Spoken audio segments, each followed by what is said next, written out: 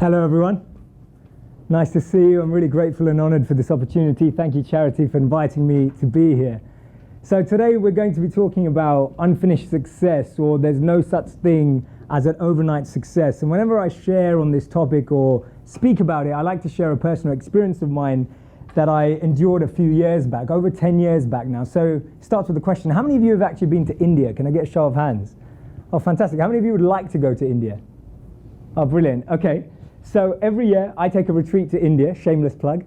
Every year I take a retreat to India, and on that retreat we do various sorts of things, including meditation, consciousness exercises, health and well-being, etc.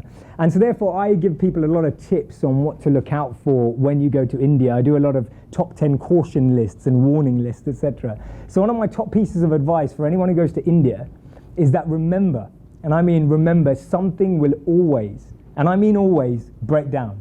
Right? If you've been to India, you know what I'm talking about. Something will always break down. So over 10 years ago, we were coming back from a friend's apartment.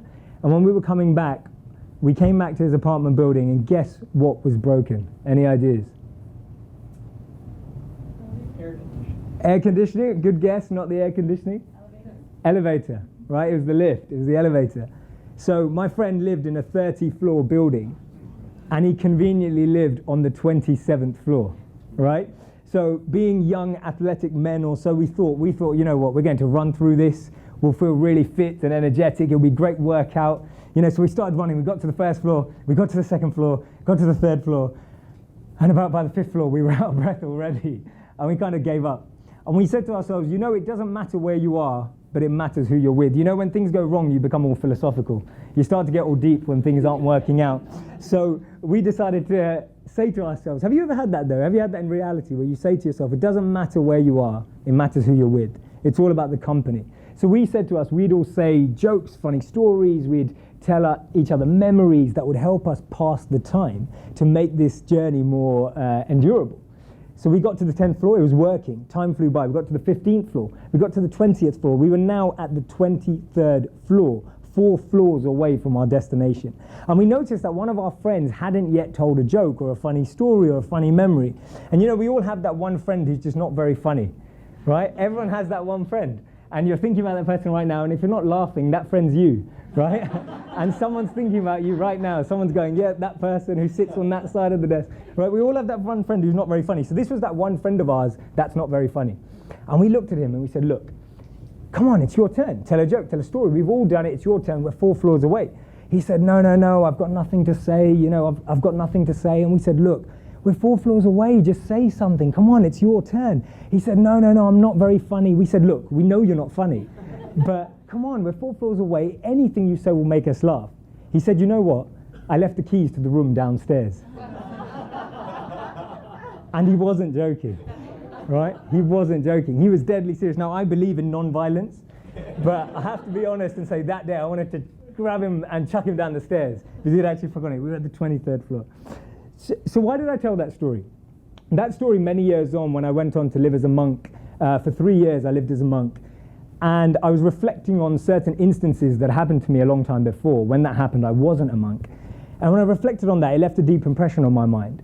So now I've worked at corporate firms, I work with corporate firms, I lived as a monk for 3 years, I now work in online media and presenting and hosting and production. And throughout all of that, I coach a lot of people, I work with leadership programs, I work with individuals in organizations like yours. And I found that that example was a great metaphor for people's personal journeys that I was speaking to. So I'll explain what I mean. A lot of people that I speak to felt that they'd reached so many heights in their careers, they'd reached so many successes or ambitions in different areas of their life, but they felt they'd left the key to inner happiness, fulfillment, satisfaction, and deeper meaning somewhere downstairs. They felt they'd forgotten that on the way, and they want to reconnect with that. So today's session, I want to start off with a quote from Leonardo da Vinci, where he says that art is never finished, only abandoned. And I'd like to revisit that very artistic quote and say, success is never finished, only abandoned, often what we refer to as failure. Right? Often what we refer to as failure. So what I'm going to ask you all to do, I like doing my sessions, it's quite interactive, and I was thinking about this, I was thinking of coming to Google today, and I was thinking, shall I be myself or shall I not? I said, I'll always be myself. So we're going to do it. So what I'm going to do, you've all got a cue card in front of you. You should have one of these in front of you. Yeah, everyone got one? If you haven't, we'll ask someone to hand them out, or you can grab one from the front. What I'd like you to do is I'd like you to write down on this cue card what you most want in life, right? What you most want in life. It can be as tangible or as intangible. I've had everything from a yellow speedboat, red Ferrari, and a $1 million yacht on this piece of paper, and I've also had happiness, right? You can write down anything, tangible or intangible, what you want in life, right? It can be one word, it can be 3 words. Don't write an essay, right? Keep it really simple. So just write down on this card what you like. So have a go now. You've all got pens as well, so you can write that down.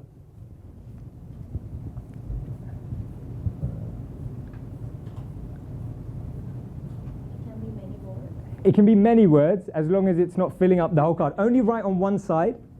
Don't bend the card, don't fold the card, don't cut the card, don't anything with the card. Just write something tangible or intangible, whatever it is for you, what you most want in life. And I'm going to ask my assistant to collect all the cards when they've done that.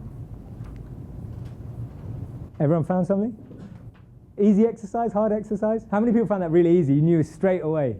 How many people found that really hard? Okay? Yeah? Can we both? Awesome. So I've just asked my assistant to collect the cards when you've finished at the back as well. I can see a lot of thinking, reflective faces at the back.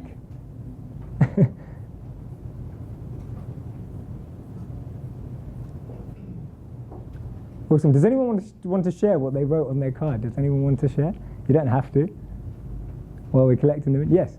I wrote meaning and impact. Awesome. Beautiful words, yes. Creative autonomy. Nice. Anyone else? Anyone else? Yes? I wrote love, compassion, connection, authenticity, freedom. Easy list. Brilliant. Yeah, nice. I love them. Has anyone's card not? Yes, go on. Wisdom, happiness, mastery, power. Beautiful. Everything's nice and intangible and subjective. It's brilliant. It's great. It's you know, I remember that time when I read someone's and literally it was naming each color, and they were really specific about the color of the boat, color of the car, and they had it all planned out. So this is nice. This is much more, I feel in my element, in my zone, hearing these answers. Has anyone's card not been collected? Awesome. Brilliant. So I'm going to ask my assistant to come forward. So it's really interesting because when we get asked to write something down, and they did this great study at a university. I'm going to ask my assistant, just right in my ear. So they did this great study where they asked people what was the most important question to answer in life. And they gave the students 3 options. And the 3 options were, what is the purpose of my life? The second option was, who is my life partner going to be, or who am I going to spend a romantic relationship with? And the third one was, what is my career path going to be? Remember, they're all students. And they were asked these 3. They said, out of these 3 questions, which is the most important question to answer in life? So we're going to try it out ourselves. So out of you, how many of you believe the most important question to answer in life is what is my purpose or what is my meaning? Okay, awesome. How many of you feel the most important question to answer in life is who's my life partner going to be? Who am I going to spend this life with? A couple of romantics in the room, one at the front, one at the back, a few more coming out the cracks. If we've got a bit more confident, brilliant, okay. And finally, how many of you think the most important question to answer in life is what is my career path going to be, or working on your career? 1, okay. Oh, you went for both, the romantic and the work. 3, you went for all 3, okay. Brilliant, not allowed. And how many of you don't put up your hands no matter how many times I ask you to put up your hands? Anyone? No, you, oh, okay, there we go. They then asked them, so that was quite easy. They looked at the results. The top result was that everyone said the most important question to answer in life is what is the purpose of my life, what is meaning, just as you did, right? The result came out exactly the same. The second most important question was what is my career path going to be? So this audience was slightly undecided. And the third one was, again, no romantics in the audience, who's my life partner going to be? Really easy question. In one sense, it sounds superfluous. Why would you even ask that question? It sounds quite easy. But they then asked, which question do you spend most time on answering on a daily basis? And so they asked that question out to the students. And you can imagine what happened, and you can think about it. I'm seeing a lot of nodding heads right now. You can imagine the answers flipped. They spent the most time answering the question, what is my career path going to be? That took number 1, right at the top. The second one was, who's my life partner going to be, or finding a romantic partner? And the one they spent least time on was, what is the meaning of my life? What is the purpose of my life? So really interesting how it switches. So what I'm going to ask you all to do is I'm going to ask you all to stand up. And I mean that. I'm going to ask you all to come to the front, right here, around these cards. Sean, I need you to dash a few more.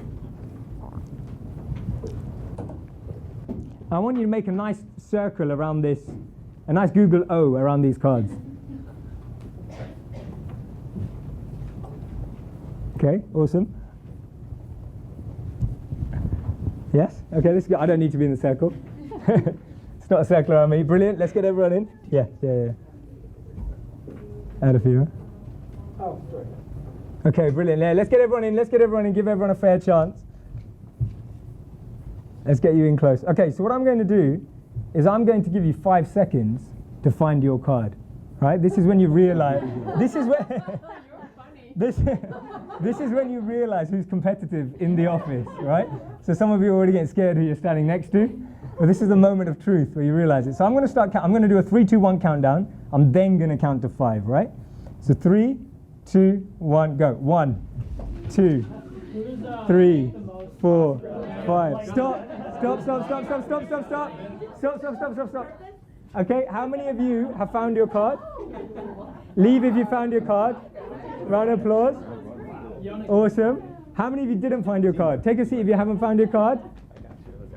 Awesome. Okay. And there's lots of cards here. Leave them there. So once you're back in your seats, put your hand up again if you found your card. Awesome. How many cards did you go through to find yours? 2. 2. Nice. How about you? 2. Anyone else? Who else found their card? I was handed my card. Nice. Okay. Who else found their card? Anyone else found their card? There were a few more hands. Yes. How many goes did it take you? 3. Anyone else? I just saw it flip. Oh, it flipped. Okay. Nice. Anyone else? Yes. Mine was handed. Okay. Nice. Oh, very nice. Okay. Good. I like that. We'll touch on that. So, it's interesting. No matter how many times we do this exercise, where I've done it with 100 people or 1,000 people in the room, we've tried that too. Or we're doing it with 30 people in the room. We find that the proportions are the same. There are very few people who find their card straight away after 1 or 2 goes. The majority of people struggle for a long time, and then they finally find their card. And the third set of people don't find their card at all. Right? Which ones of you sit in that category? Right? A lot of people don't find their card at all. And it's amazing that life has the same proportions or phenomena. When we talk about failure, when we talk about success, when we talk about reaching our goals, you see the same proportions in life. Few people find it straight away. Few people find it after struggle. But majority of people will say, actually, I'm not sure I've found meaning. I'm not sure I found it. So today's session is all about exploring that phenomena. Right? It's exploring why that happens and what we can do to observe and change our perspectives on failure. Does that sound like a good idea? Yeah? Awesome. You're all with me. So I'm going to ask you a quick question. What do you see? What do you see?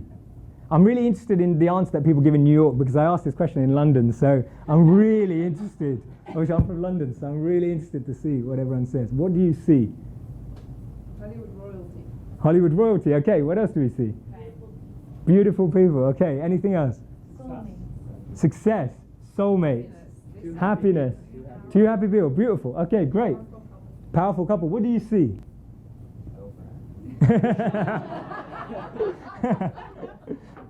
Anyone else? Influence, okay. Anyone else? Power. What was that? Serenity. Okay. Anyone else? Successful, yeah. Awesome. Anyone else? What do you see? Everyone know who she is? Yeah, awesome. It's J.K. Rowling, the author of Harry Potter. Wise, okay. Anyone else? What do you see? Determination, experience, yes. Anyone else? Contentment. Okay, nice. And what do you see? I don't know. Resolve, okay, nice. Diplomacy, nice. Anyone else? What was that? I see struggle. Struggle, nice, okay, nice. Anyone else? Okay, good answers, right? All good answers. There's no right answer. It's subjective what you're seeing. Now, what I'm really fascinated by, and I was doing a lot of research on this area, is that when we look at these pictures, of course, apart from the last one, which is much more iconic and has a lot more character in it, the others are candid shots of people walking around or photo shoots for a magazine. The amazing thing that I found is I'm really interested, when we talk about failure and we talk about success, I'm really interested in what we don't see or what we could see. So when I see this, when I think about Brad Pitt, I think about the fact that at one point in his life he dressed up as a chicken outside Polo Loco to promote this restaurant because that's how he made money while he was trying to be an actor. When I see this picture, I think of Brad Pitt as the guy who had to move around refrigerators because that's what he had to do while he was still trying to break into acting and doing local shots. So that's what I see when I see this picture. When I see this picture of Oprah, I see the fact that she was told she would never make it on television. I see the fact that she was told that she wasn't fit enough for TV. She was actually booted off the plant where she was just about to make it onto big time television. She was put back onto local television. So we see all the struggles. Some of you said you see struggles in Abraham Lincoln's eyes as well. We start seeing the struggles. We start seeing what it took to get to what you see now. When I look at this, I look at a lady who was actually in an abusive relationship. She became divorced because of it. She was a single mother. She was a waitress this whole time with a young child, trying to support her child. She said she was to the point, she was so broke without being homeless. She said that's the only more broke she could get, is if she was homeless. She said she had absolutely nothing. And then on one train journey between London and Manchester in the UK, she had this vision of a boy wizard, and she started writing this book. And on top of that, with her young child, out of this relationship, writing this book, she was rejected by 12 publishers. Right? She was rejected by 12 publishers. And this gentleman, where you said you already see struggle in his eyes, I'm sure many of you know, failed in 8 elections. His wife died when he was extremely young and she was extremely young. And of course, finally, took on his great responsibility. So what I'm really interested in is what we don't see. I'm really interested in the invisible world, because the invisible world is what makes what you see today possible. Without that, we wouldn't see success, we wouldn't see the love, we wouldn't see the relationships. But our challenge is that we so much focus on what we see externally that we believe the journey of success should be the same. And a great anecdote to sum it up is a story that I like to tell. It's just a story, it's an anecdote about a lady who saw Picasso in a marketplace. And she went up to Picasso and she said, "Hey Picasso, how's it going? Would you draw me a portrait?" He said, "Sure, I'll draw you a portrait." So he grabbed a pencil and paper. In 30 seconds, he sketched an identical portrait of this lady. Handing it back to her, he offered it to her and he said, "That'll be $30,000. And she said to him, "Picasso, how can you charge me so much? You took 30 seconds to do that." He said, "It took me 30 years to be able to do that in 30 seconds. Right? And it's the part that we don't see what makes what we see today possible. And therefore, a lot of the times when we're trying to overcome failure in ourselves, when we're looking at failure in our own lives, the challenge is that success looks a certain way externally. But when we analyze the lives of successful people, or people that have certain things that we may be aiming for, we look at that and think, actually, there's a lot more to that story. So what I'm going to share with you today is very simple. I'm going to share with you 4 observations based on researching some successful people, taking in some modern behavioral economics, behavioral science, and some universal wisdom from the past of when I lived as a monk, to try and throw you 4 perspective changes on failure. And one of the first ones I'd like to share is all about this one. Failure is an event, not a person. And this one's really interesting because when you look at the dictionary definition of failure in the English dictionary, it says lack of success. Right? That's what failure is defined as. I made a video about this. I questioned that definition because if we say that failure basically means a lack of success, it means we don't value learning. It means we don't value growth. It means we don't actually take credit for our failures. And taking credit for our failures is one of the greatest things we can all do in life. How many of you like taking credit for success? Yeah? We all do, right? We all do. Me too, right? Me too. I like taking credit for success as well. Every time the Huffington Post puts out one of my videos and someone said, "Oh, did they edit that for you?" I said, "No, I edited that." I did that myself, right? So just to make sure, we all do that. But how many of us like to own up and take credit for our failures? Be honest, maybe you do, and I'm not judging anyone. So if you do, put your hand up. Thank you. Yeah? Good. Great. But the majority of us, including, we don't. And the reason is because we're scared. And when we do that, it means we don't accept all the positive things we can get from failure. And that label of failure is actually really dangerous as well, because ultimately it's a word. Ultimately it's just a way we've seen things in the moment. We've just talked about all these people, including Michael Jordan, at one point was branded a failure, that he wouldn't make it into basketball. It wouldn't happen for him. So failure is an event, not a person. And that's one of the critical things that we have to reflect on. And that's why what I'm interested in is we've learned how to count, but not what counts. Right? One of the reasons why we struggle with measuring success and failure is because we're looking at the wrong metrics. The king of Bhutan was asked a brilliant question by a journalist. Actually, he was asked an average question. He gave a brilliant response. She asked him the question. She said, "What is the GDP of Bhutan?" He said, "Why are you asking me about the GDP? Let's talk about the GNH of Bhutan. That's the gross national happiness." And at that point, they started to study gross national happiness across countries, not just GDP. He was redefining how we saw failure and success in a country. When that question was asked, Bhutan was being judged on their GDP. He wanted to change people's perceptions to judge how Bhutan was based on their gross national happiness. And that, to me, talks about learning what counts. So what I'd like you all to do when you walk away from this session today, I'd like you to think how you measure success and failure in your own lives. I'd like you to take some time out and actually just reflect on what is your metric for that. You know, what is your metric? Because often our metric is influenced by the metrics around us or influenced by the metrics of people, society, wherever it may be. So really take some time out to figure that out for yourself. And remember that failure is an event, not a person, so that no team, no person, no individual can be branded a failure because it's been disproven several times. And that's why Einstein said that insanity is doing the same thing over and over again, expecting a different result, right? So if you find in your life, when you reflect about this question, that you're going through the same challenges regularly, remember, a challenge will never go away until you learn what you're meant to learn from it. So if you're seeing the same challenge coming up again and again in your personal lives, realize that it's trying to teach you something. As soon as you extrapolate that lesson, you'll get on to the next challenge, right? They don't go away, but you go up a level, you go up to the next level. So notice that as well. Remember, insanity is doing the same thing over and over again, expecting a different result. The second theme I wanted to share with all of you is about having an adaptive attitude. Now, this part's really interesting for me because we live in an age of instant, right? Instant coffee, instant food, instant delivery. Everything's instant. We don't, in one sense, even need to adapt. And I know Google, I've spent a lot of time in the London offices of Google, and I'm sure it's even better here if I'm allowed to say that. But, you know, I'm sure that, you know, everything's available, right? You guys have everything available. You don't, in one sense, need to adapt. You turn up to work and everything that you need is right there. And that's the society we live in, but I'm talking about how we need to have an adaptive attitude. I had something happen to me about a month ago when I was traveling to LA. How many of you have been to LA?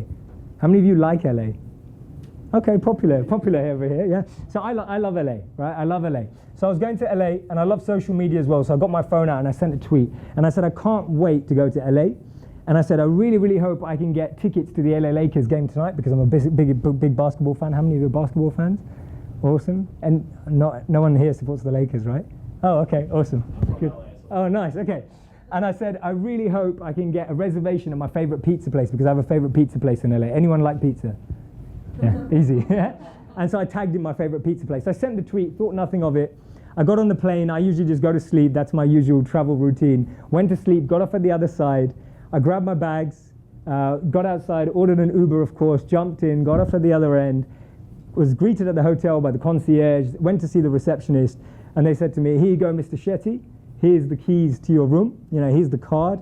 Told me about a bit of the facilities. And then they said, you know what? We actually saw your tweet. And because of that, we've booked you a reservation at your favorite pizza place, and we've got you tickets to the LA Lakers game tonight. They're upstairs in your room, right? Now that didn't really happen.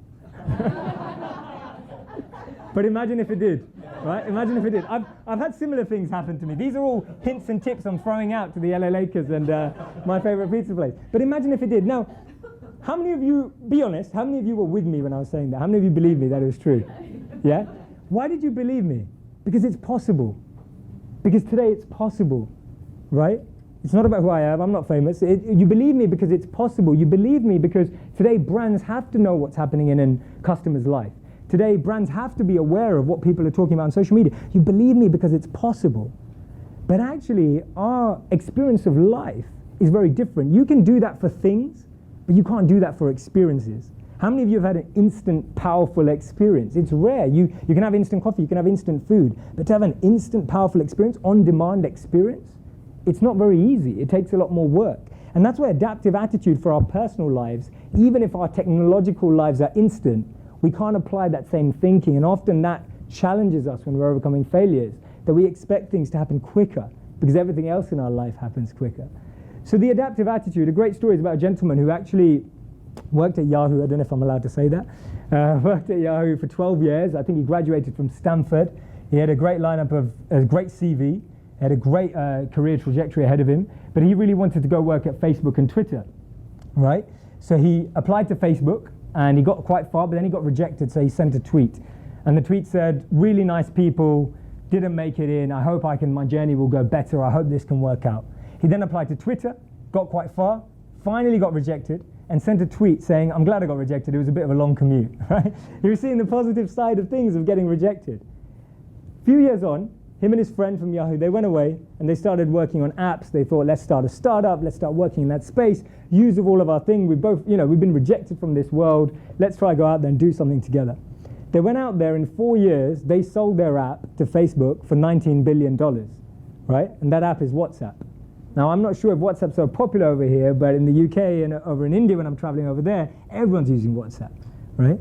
And they sold that app for $19 billion. That's Brian Acton, the co-founder of WhatsApp. That's him. He was rejected from Facebook and Twitter, and if you go onto Google and type in Facebook, Twitter rejection for Brian Acton, you'll see the tweets that he posted. They now have millions of retweets, right? They're really popular now. But at that time when he sent them, no one even noticed. And he reacted positively online, sharing his rejection with the world. And I look at that and I think, wow, that's powerful. How many of us, including how many of us, would be able to share a rejection from a corporate employer on Facebook, Twitter, online, on any of our social media platforms? It's extremely difficult. But his adaptive attitude of actually looking at the good side of things, looking at the positive, moving away from what the traditional person would do through a rejection, meant that a few years later he sold it. And the joke that I've heard in Silicon Valley when I've traveled there is that Mark Zuckerberg paid $19 billion for a person he could have hired for about $100,000. So it's amazing. It's an amazing story of having an adaptive attitude, very different to how we deal with technology in our lives, but really powerful of what we can achieve. The third thing I wanted to share with you, the third theme, is how overcoming failure, or even life in general through this whole process, is an inner journey. And I'll explain what I mean by that. One of our biggest challenges with failures is that we start worrying about others' approval and validation. How many of you feel that way, right? Be honest, how many of you feel that way, right? We all feel that way. That we're worried about breaking the mold because of what people would say. We're worried about taking a risk because we don't know how someone's going to react. Right, last week I was doing a Facebook Live Q&A and I was asked a conversation. We had about 2,000 people joining in for about half an hour. And one of them asked me this question, and it stayed with me ever since I did it. And they asked me this question. They said, what's the most difficult thing you've ever overcome in life? Right? What's the most difficult thing you've ever overcome in life? Through my head ran sports injuries, ran health challenges, ran emotional challenges. You know, all these different thoughts ran through my head. And then this answer came to me. And the answer came to me and I said to myself, it's not even something I've overcome, but I felt it was the right thing to share. I said that one of the most important things, or one of the most difficult things that any of us can overcome, and I haven't overcome it, is living for the perception of others. That's actually one of the most difficult things we can overcome. When we forego the voice of our ego and tune into the voice of our intuition, right? A voice of our ego says, what will people say? The voice of our ego says, what if you don't make it? The voice of our ego says, this part will be safer. This path is better trodden on. And the voice of our intuition is saying, but you don't love that, you love this. This is your heart's calling. This is what's going to make you happy every day. If you can make this work, it will be phenomenal. And that's why I always remind myself, and I've been saying this to myself for years, when I've done jobs I didn't like, when I've done jobs that were okay, and I've done jobs that I always said to myself, I'd rather die trying to make a difference and not succeed than don't try at all. It's always been a mantra I've repeated to myself. I'd rather die trying to make a difference and not succeed than not try at all. Because what's exciting is the journey of every day growing and becoming the person I think I need to be to attract the goal that I want. That's more exciting to me than even reaching that goal. Believing every day that it's possible, believing that it's possible, looking at that limitless possibility and working in that way. Therefore, a lot of the challenges we have are simply to give us responsibility for the success that we're about to take on, right? Pressure creates diamonds. Right? Pressure creates diamonds. It's not possible to have these beautiful diamonds without pressure. And therefore, for all of us, there's different ways that we'll be pressurized in our inner journey. But learning that it's an inner journey is extremely important. And what I mean by that is foregoing the perception of others. I'll give an example from a corporate environment. There was a CEO of a very large car manufacturer, and he was known to be extremely successful, very productive, very effective. But the one thing he was failing at is that his employees really didn't like working for him because he worked late. How many of you feel that way? Oh, perfect. That's good. So no one here finishes late, or everyone's managers are in the room. Whichever way you want to take it, it's up to you, right? It's up to you. I don't know. So That was one of his challenges, that his employees hated work for him because they all left late because of him. He used to work till 10 p.m. every evening, so they would leave just after him. True story, right? They used to leave just after him. So one of his assistants, she came and said this to him. She said, morale's a bit down. Everyone's struggling at work. We're losing a few people. A few people are quitting their work. People, they're not well. They don't feel like their health is being taken care of. They're not spending enough time with their families. You really need to consider this. He said, okay, leave it with me. We'll figure it out. We'll figure it out. From the next week, on a Monday, this gentleman who left at 10 p.m. every night got up out of his desk at 6 p.m. He packed his bags, switched off his computer, left the office, jumped into his car, and all the employees at this time are like peeking out the window, just like making sure, like figuring out where is this guy going. He pulls into his beautiful car, pulls out, and drives away from the building. It was the first time it had ever happened at 6 p.m. They all decided to wait till 7 p.m. before they left. They waited, and they left. On Tuesday, the same thing happened. They looked out the window again. He left at 6 p.m. again. This time they waited till 6:45, and they left. They did the same thing, and this happened for 3 months, where he left at 6 p.m. every day. 3 months later, his assistant, who'd made him aware of this challenge, she came back to him, and she said to him, I'm really confused about something. She said, you've been leaving 4 hours earlier every single day, but you're not behind on your calls, you're not behind on your emails, and you're still performing at the same level, if not better, than when you were leaving on time. And she said, how are you managing to do this? Are you working at home? Well, how are you managing this? And he said, let me tell you something interesting. He said, every day, I get into my car at 6 p.m., I drive out. He said, I take a drive for an hour. He said, I take that drive, I listen to music, I re-energize. He said, I sometimes go for a bit of a walk at the park as well. He said, I come back fresher at 7 p.m. and I work for 3 more hours. And he said, if it helps them knowing that I've left at 6 p.m. so that they can have a better life and have the values that they want and value what they want to give their time to, that doesn't mean I've got to give up what I value my time to. He said, I love my work. I love being here till 10 p.m. I'm extremely ambitious. I love being here. But they should also love being where they are. And that to me is an incredible example of how someone actually lives, foregoing the perception of others. Even though he changed his own life to help other people, they'll never perceive him that way. They just think he's changed his mind and he goes home early. They don't realize the struggle that he's putting in. And that's what I've realized. Whether you're putting in struggle or sacrifice, never look for the validation or approval of others to validate that sacrifice or that struggle, because they don't need to understand anyway. It's always been your inner journey. It's always been part of your inner growth. And I remember when I made a decision to become a monk after business school, all my friends were like, what the hell are you doing, right? We just finished, and everyone was going off to work at Goldman Sachs and different banks and consulting firms, etc. I think a few people came to Google as well. And they all said to me, they said, what do you mean you're becoming a monk? Like, what does that mean? Like, who graduates and thinks about that? And I remember having to detach. And when I reflect, and I'd love for you to do this, reflect on some of the best decisions you've made on your life. Ask yourself, what decision did you make? What did people say about it? And what was going on in your mind? I've learned through doing that exercise, it's a much longer exercise, it can take days, and we do it in our coaching exercises. I've learned that the best decisions in my life have been the biggest risks. Everyone's disagreed with me, but I've been hell-bent on making it happen. And so now when I see an opportunity like that, I do it. Because I've realized that that's the pattern of the philosophy of my life. When I make decisions that are big risks, no one agrees with me, and it doesn't fit with what society is saying, those work out to be my best decisions in life. And I'm not saying that that's your pattern. I'm saying that you have a pattern and a rhythm as well. And it's part of your journey to find it, right? The fourth and final lesson, learn from the past, but don't live there. This is actually a picture of Don Shula, a famous NFL coach, if you like NFL, one of the most well-respected NFL coaches, and he had this great theory. Well, not theory, practice. He gave all his players 24 hours only to celebrate a success or cry over a loss. He said, you've got 24 hours to feel your emotions. 24 hours to be successful, champion it, have a celebration, whatever you want to do. You've only got 24 hours. Make the most of that 24 hours. And if you're going to cry, I'm giving you 24 hours. After that, we forget about it. And the reason why I love this statement is this statement, learn from the past but don't live there, is usually used as saying our past is negative. But I want to apply it to the positive as well. Often we sit back and with nostalgia reflect on our best memories, right? And this nostalgic thing makes us still live in the past, and it doesn't necessarily let us build for the future. One of my favorite examples of it is when Steve Jobs went back to Apple.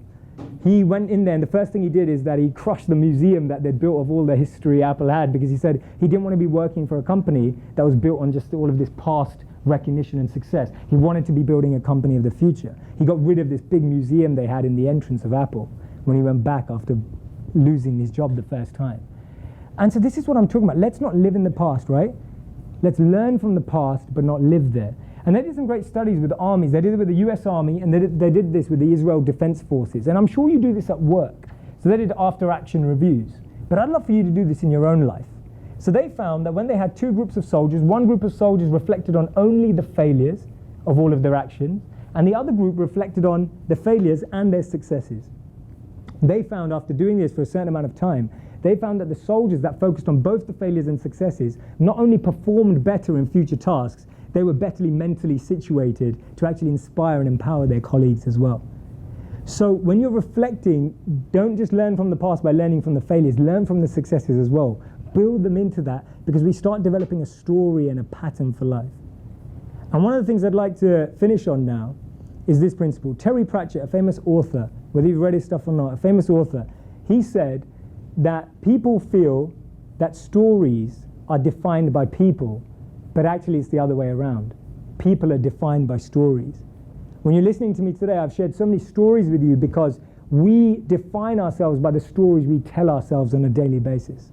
The story you wake up to will be the story that will be the story of your day, right? If you wake up and you tell yourself a positive story, you'll have a positive day. You wake up, tell yourself a negative story, you'll have a negative day. Positive and negative thoughts are like seeds that either grow weeds or plants, right? They grow inside of us throughout the day. Anytime you plant something, it's like planting a seed. And the more you water it, the more you think about it, it grows. And of course, if it's negative, it's like a weed. And it starts to grow and grow and grow, and of course won't bear fruits. So really think about that. Tell yourself the right stories. Connect with the right stories, because ultimately, the universe is made up of stories, not atoms and numbers. Right? We all love stories. We breed stories. Your life is a living story that you're writing every day. And I genuinely mean that. Yeah? And the last thing I'm going to end on, which is just one thing that I'd like you to leave you with, is that there's a definition that I heard lately that really blew my mind. There's a gentleman who was talking about exponential organizations and businesses, and he was saying that he wants to redefine what it means to be a billionaire. And he said, actually, a billionaire is someone that helps a billion people. Right? That's what we should redefine billionaire to be in our age. A person who helps a billion people. And therefore, whenever I speak nowadays, I keep this consciously at the forefront of my mind, and I say to everyone, start by making a difference in the life of one person a day. Now, we started with this activity over here, and I noticed something amazing about a couple of you. The quickest way to solve this activity, which I've never seen done yet so far, is when you pick up a card, and instead of trying to see if it's yours, you see if it's someone else's. Right? It's the quickest way of solving this activity, and I saw a couple of you do it, and a couple of you found your card that way. And what I'd encourage you to do is, when you leave today, I want you to pick up one of these cards, find out who it is by the end of the day, and hand it back to them. Because when we start helping people find their goals, you'll notice that it's a lot easier to find your goals. Right? So I believe that failure has the ability to lure success, only if success is never abandoned. Thank you very much.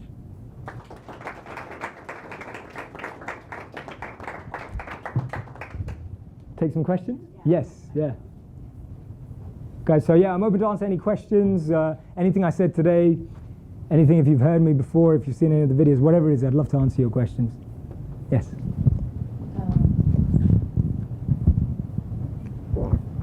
What's the failure you're the most proud of? In my own life? Yes. It's always hard on camera. One of my favorite failures, I've got a few. So I'm gonna try to tell you two or three.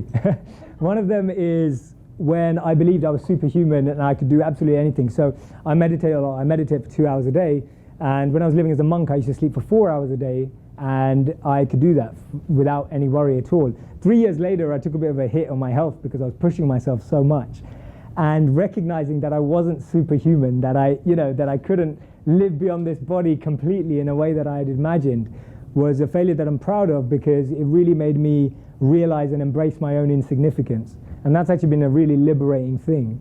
Realizing that I'm not superhuman, that I do make mistakes, that I can fail, is beautiful, because every vision of success needs to have an acceptance for failure in something else.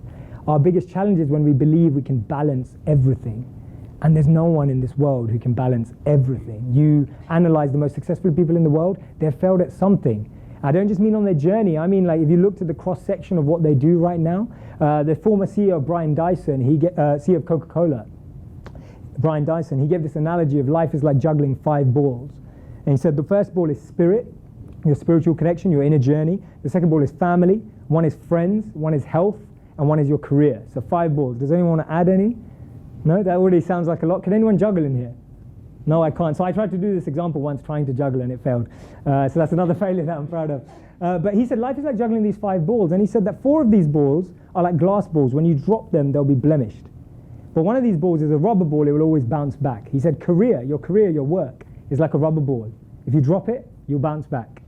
But he said that our spirit, our family, our friends, and our health, if they're like glass balls. If you drop them, they'll always have a little scratch remaining. So he was talking about across all these 5, it's impossible to be amazing at all these 5. That was one of the biggest failures in my life with my health that I let go of at a certain period of time. I lost my voice, so I couldn't speak for 6 months. And that for me is really important because that's what I do. And I couldn't speak, so I had an operation on my throat. When I first spoke, I was scared that I was going to sound like that forever when I could speak again. I had to retrain myself. I used to drink out of a straw. I couldn't eat normal food because it was too thick and digest it, and all that kind of stuff. So that's one of my biggest, accepting that. I hope that helps.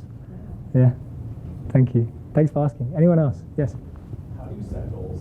How do I set goals? Short-term versus long-term, tangible versus untangible, and then, you just go about that process here. Yeah, sure. So I think one of the best things is I always describe setting goals. Let's look at long-term and short-term. I look at short-term goals as playing chess. So I don't know if anyone plays chess anymore, but I remember playing chess a lot when I was young. And I remember that you could only plan your next 3 moves, right? You can't really plan a whole game out. You can plan your next 3 moves, but you've got to adapt and interact with what the other person's throwing back.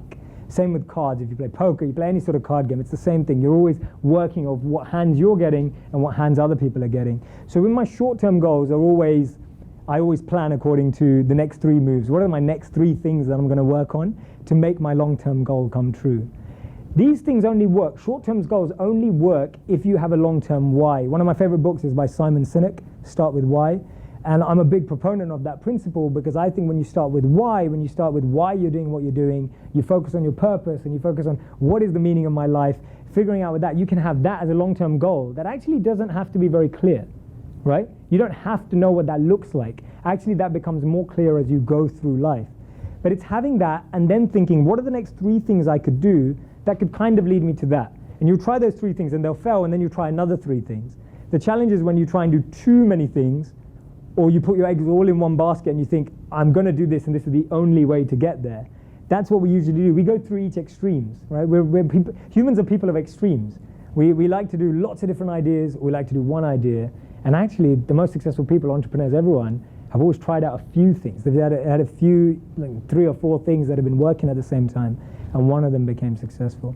So that's one thing. The other thing I do is I write down the top goal or the top vision, like what that looks like, and I describe that as intangibly as possible, right? The top level, the vision goal is as intangible as possible. And then I break it down into what tangibly can I do now in the next year, in the next 6 months, that will help me break that down. And then I break it down into further actions, and then I break it down into to-do lists. So that I start really intangibly. That's what works for me, because I believe that, like, my vision statement could be something like make a difference in the life of 1 billion people. I like that.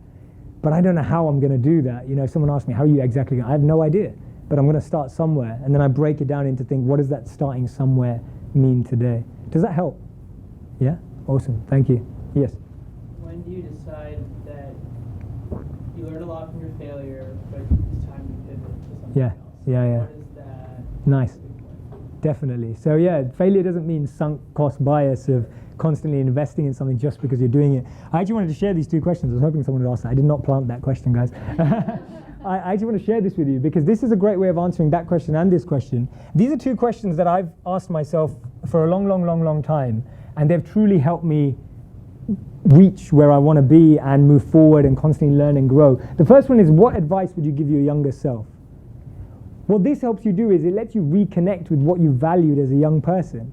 And often when we were all young, many of us may have actually been living or experimenting with what was our dream. I gave that story earlier in the video about, the guy who wrote down happy in his example. So when we reflect on what we wanted to be when we were younger, or when we reflect on what advice would you give to your younger self, one of the most empowering things is you can do it right now. Right? There's rarely any answers to that question that you can't do right now. Anything that you wanted to do, any advice you'd give to your younger self to take on, make that difference in your life today. So what we're doing is using the past to empower the now. The second question is interview your future self. If you carried on doing what you were doing now, right, what would your future self most regret? Imagine yourself at the age of 50, 60, 70, 80, right? I do this all the time. I do this every week.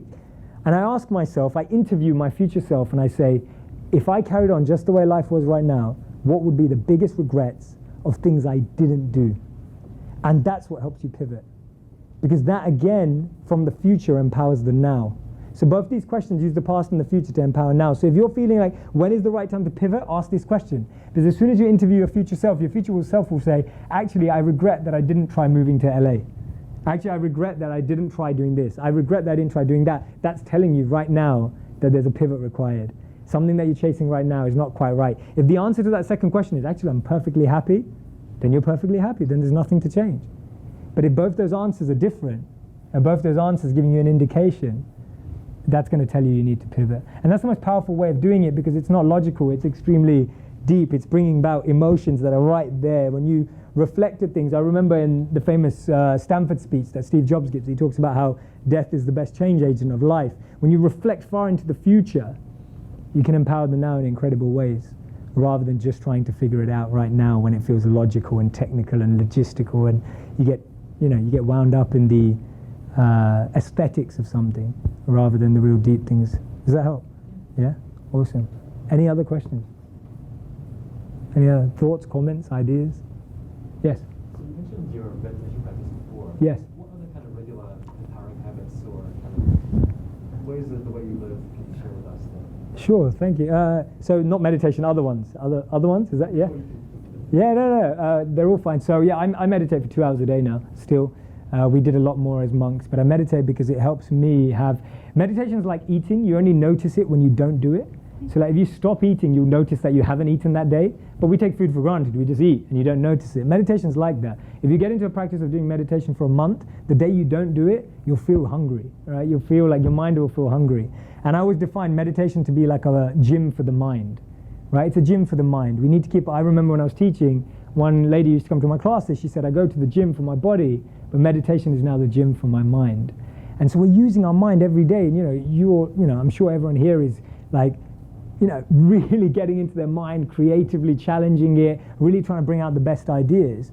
We're not doing enough to rejuvenate or re-energize, refuel, or nourish that mind. So meditation really helps me do that. So I do 2 hours in the morning, but again, it can start with 10 minutes, it can start with 20 minutes.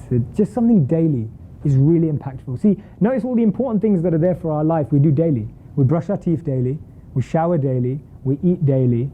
So anything that actually nourishes or takes care of the body, or going to the gym maybe every other day, or maybe 3 times a week. Maybe, everything is daily or weekly. So if you really want to take on a habit, make it daily or weekly, otherwise it won't really impact. The other thing I do try and read a book a month. I skim read, so it's not like I study every single page. I look at chapters that inspire me. I try and find quotes or little mantras in books that I can plant into my head like those seeds and remind myself when things are not going the way I imagine them to be. I try and find new principles and new comments and new conversations that I can have with people. So I try and read a book a month. The way I do that is I try and read books thematically. I look at themes that inspire me. So right now I'm reading Adam Grant's Originals, which is all about how change makers have to be rebellious towards society. And I'm really intrigued by that. So I'm reading that book and taking away comments and things like that. So I definitely recommend reading. I like real books, but you can read on Kindles and iPads, whatever works for you. I love having books.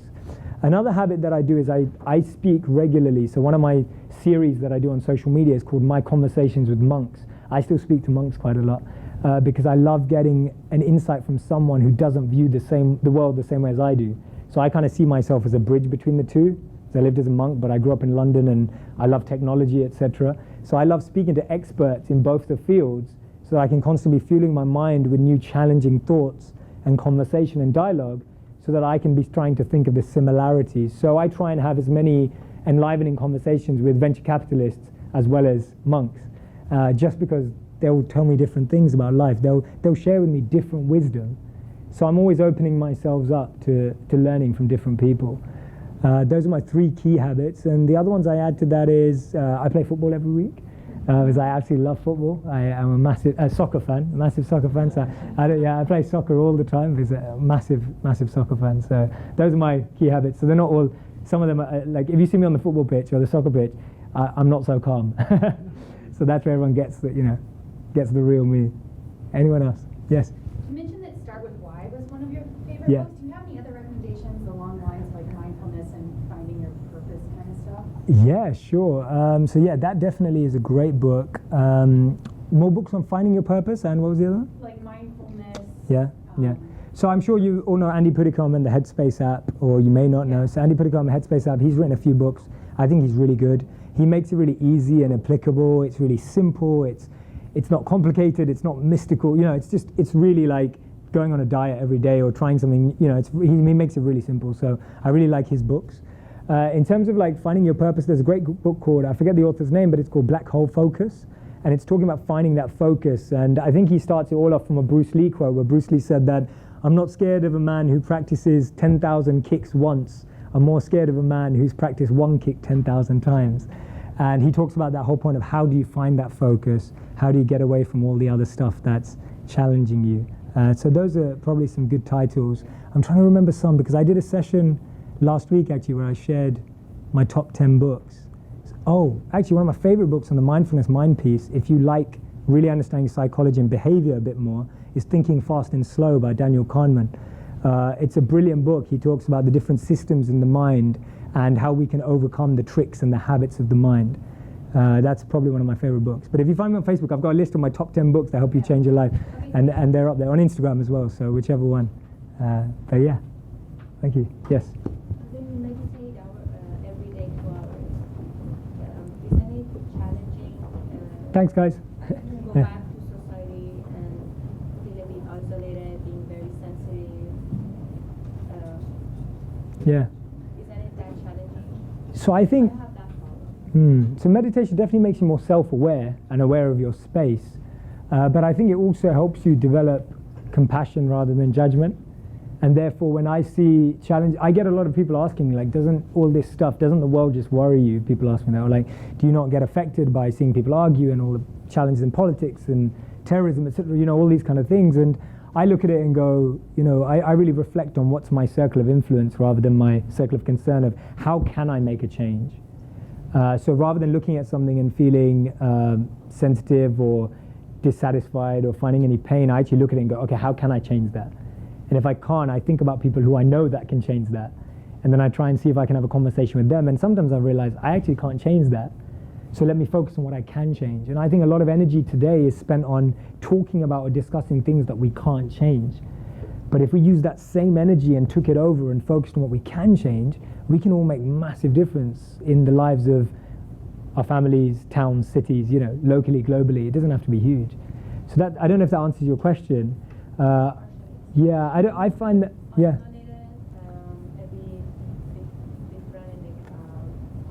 It's a good question. I love what everyone else loves too. So I don't feel isolated, because I see meditation as a foundational thing of how I live. But I'm also into technology. I'm also into entertainment. I'm also into learning about where the world's going, because I think if we're going to impact something and change it, I need to know where it's going. So I kind of look at it from that perspective. It doesn't help. I don't feel isolated because I keep up to date with what's going on. So I read the news every day. I love knowing what's happening. I'm absorbed in it, because I feel if we're going to implement change in this space, we need to have a good idea of what it looks like. So I don't feel isolated because of that. When I came back from being a monk, it was weird because I didn't know who'd won the World Cup. I didn't know like which sports team were doing well. I didn't know anything, and I was kind of like, okay, wow, now I still, when I left that, I realized, wow, like I thought I tried to keep in touch as a monk. But even then, the world moves so fast in 3 years that I had to catch up quite quickly. So unless one's living that far out and removed, I think it's still possible, and it's useful for us. I hope that helps. I'm not sure, but yeah, we can catch up later maybe. But yeah. Any last questions? You talked about your conversations with venture capitalists Yeah. and monks. Do you share them on YouTube? I share them as conversations on Facebook, on my page and Instagram. So it's like me monk, or me VC, and what they say back. But I am actually launching a series of videos of interviews and things like that with them to get their ideas on different themes that I'm picking out. So that's actually what I'm working on right now, trying to turn those conversations from paper into video. And that will live where? Definitely on Facebook, potentially with the Huffington Post, because I work quite closely with them. It could live, definitely online. So it will live on my Facebook, YouTube, Huffington Post. Those are my three main channels. Yeah, awesome. Thank you. Thank you. Yeah, no, thank you guys. It was great being with you, and thanks for all your questions, and I hope it was useful. So yeah, thank you so much. Thanks guys. Thank you.